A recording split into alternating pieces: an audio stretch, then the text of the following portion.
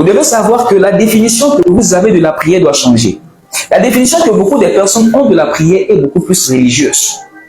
Eux, ils voient la prière juste comme une activité religieuse.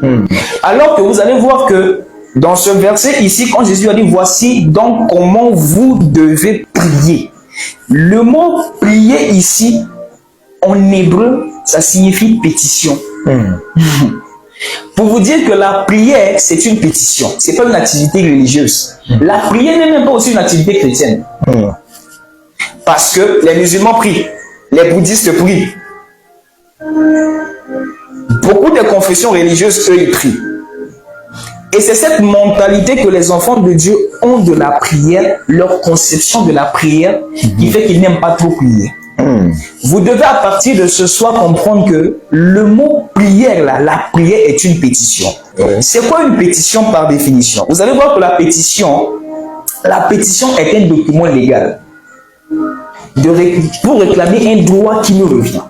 Je donne un exemple, par exemple, si le président fait quelque chose qui ne va pas, ou bien dans une institution, il y a quelque chose qui est illégal, qui ne va pas, les gens peuvent se rassembler et signer une pétition pour dire que nous, on réclame ça et on doit avoir l'exaucement. C'est ça qu'on appelle la pétition.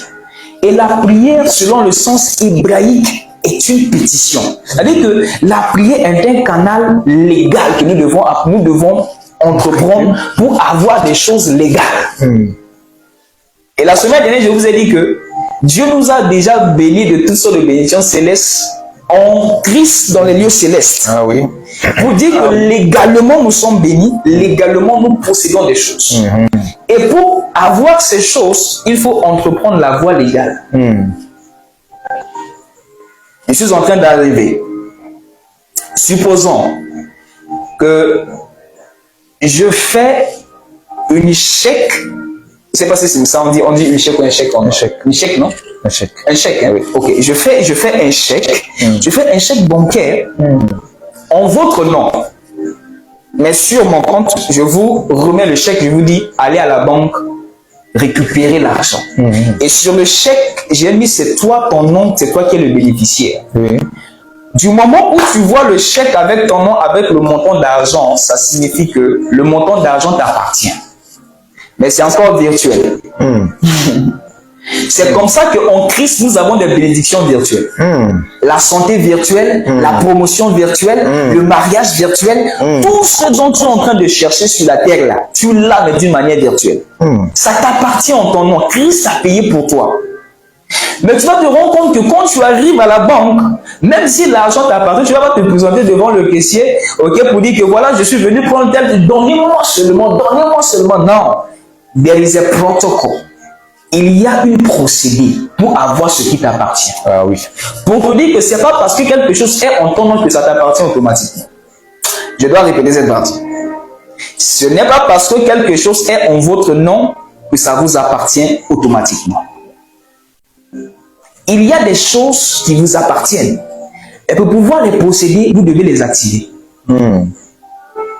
Ainsi, quand vous arrivez à la banque, vous devez remplir des formalités. Et la prière est le modèle que Jésus nous a donné pour obtenir des choses d'une manière légale qui nous appartient. C'est dans ce sens-là que les Juifs, les Hébreux à l'époque, là, ils voyaient la prière comme une pétition, une procédure légale pour obtenir quelque chose qui nous appartient, qui nous revient de droit. Amen. Amen. La santé t'appartient de droit. Le mariage t'appartient de droit.